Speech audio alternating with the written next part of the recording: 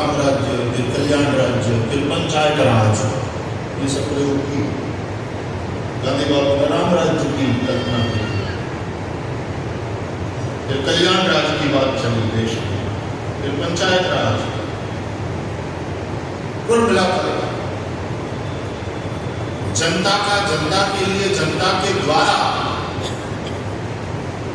शासन है, तब एक आम आदमी तक सत्ता का विकेंद्रीकरण किस प्रकार से हो, यह सुनिश्चित करना आवश्यक होता है मजबूत प्रजातंत्र के लिए। तो दशरथ जी के मन में भी यह है कि भाई इसलिए सक्सेशन प्लान कि मेरे बाद क्या, ये भी उतना ही जरूरी।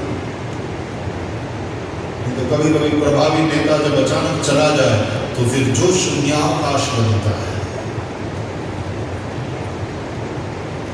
जल्दी एकदम अव्यवस्था हो जाती है और जल्दी से उसकी जगह लेने वाला दूसरा नहीं मिलता और एक अव्यवस्था, एक अंधकार, ये भी नहीं होना चाहिए। तो दशरथ जी ने इसलिए केवल संतान सुख ये वाली बात नहीं है, लेकिन इतनी आदर्श शासन व्यवस्था जो दिया है तो इसको आगे बढ़ाने वाला, और आगे न बढ़ाया गया, उसको और ऊपर एक नए लेवल तक पहुंचाने वाली नेतृत्व शक्ति, लीडरशिप मिले, और ये हुआ राम के रूप में। दशरथ जी के राज्य से भी राम का राज्य, राम का शासन और ऊंचा आदर्श माना गया। तो शासन खुद अच्छा है, अच्छी बात है, बहुत अच्छी शासन व्यवस्था उसने दी, अच्छी बात है, लेकिन आगे एक और काम भी करना है कि उसको एक नए लेवल तक, एक नई ऊंचाई तक ले जाने वाली लीडरशिप तैयार भी करें। मेरे बाद क्या, वो शून्यावकाश पैदा हो।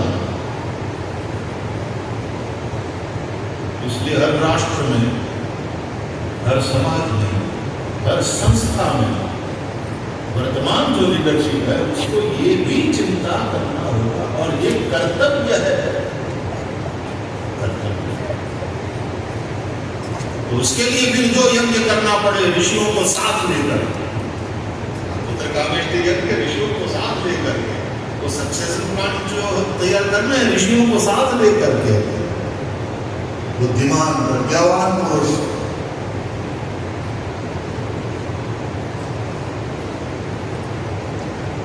जब राजनीति नहीं है कि मेरे वाले को मैं प्लान करूं, इसको प्लान करूं, ये बनना चाहिए, मेरे वाला करना चाहिए, ये वाली बात नहीं। ऋषियों के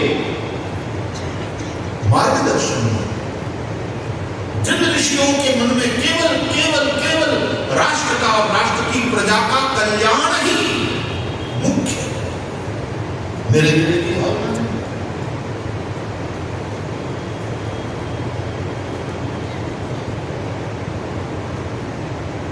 वशिष्ठ जी के समक्ष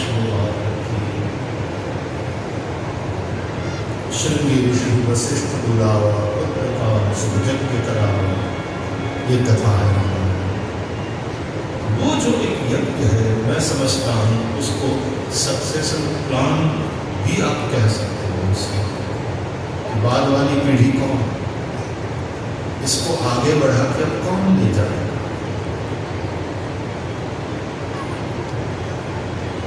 ये कर्तव्य है, कर्तव्य का पालन होता है।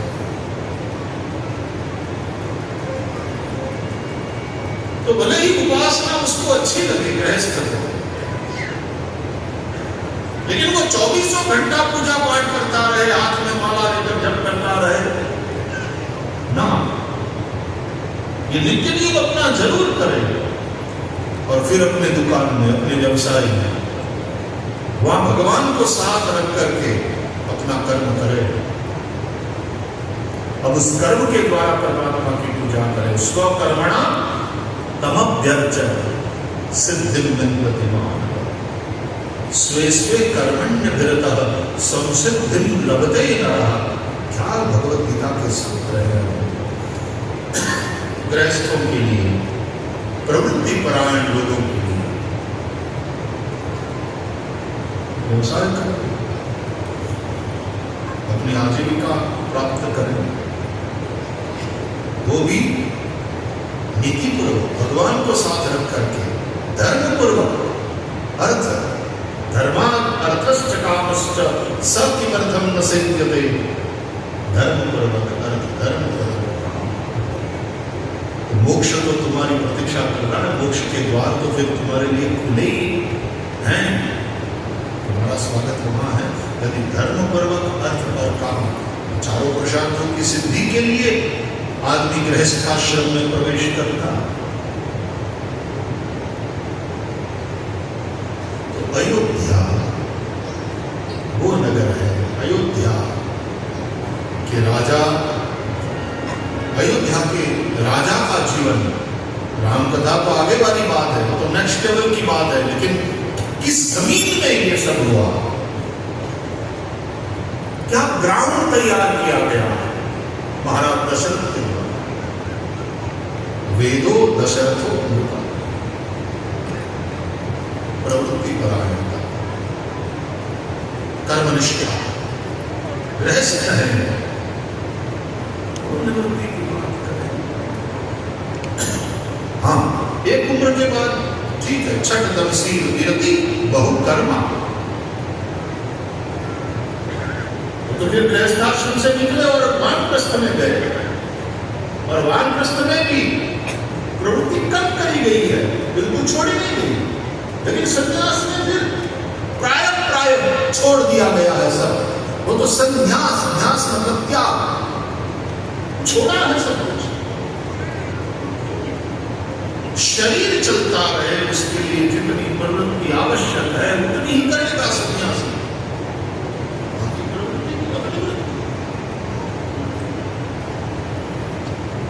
भगवान राम ने शबरी को नवदा भक्ति का उपदेश करते समय, ठीक है, ये छठवीं भक्ति बताई, छठ दान शील वीर